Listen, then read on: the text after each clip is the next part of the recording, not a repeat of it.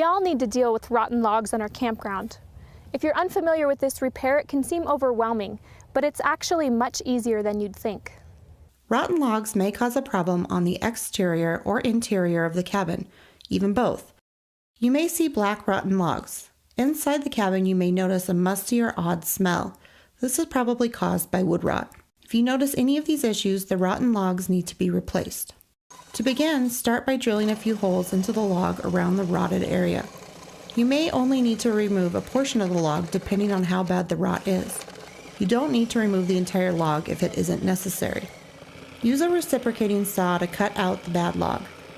You may have to saw around the screws. After completing this, you should be able to use a sledgehammer to knock the log out of the wall. There is no need to be concerned about the logs supporting the wall. You can take out several logs and the cabin will still remain intact. Cut the nails off with a reciprocating saw that has a metal cutting blade, or you can cut the nail halfway and remove the rest by bending it back and forth with pliers. Just make sure the nails are flush with the remaining log. In order to get the new logs to fit properly, you may need to remove the tongue. This will depend on how much the logs have settled and shrunk over the years.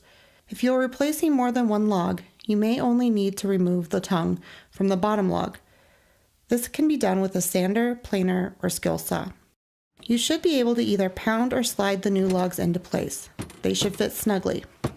To screw the logs into place, use screws that are 8 inches long, zinc plated, Teflon coated, and have a countersunk head. These are also known as log screws. This type of screw drives into the wood much easier.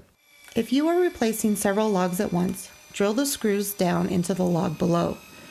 Once you reach the bottom log, screw the nails upward and install screws approximately 2 feet apart. The next step is caulking. This is an important part of the process as it keeps water from going into the log and causing rot. Use a contrasting color of caulk as it makes the cabin more aesthetically pleasing.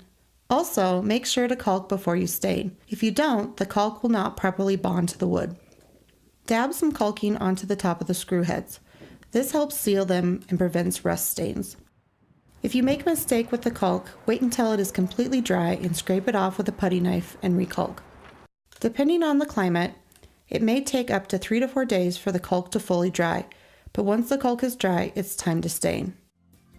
If you have any additional questions on replacing rotten wall logs, including the specific materials and products that are recommended, please contact Prairie Craft Specialties or the KOA Home Office.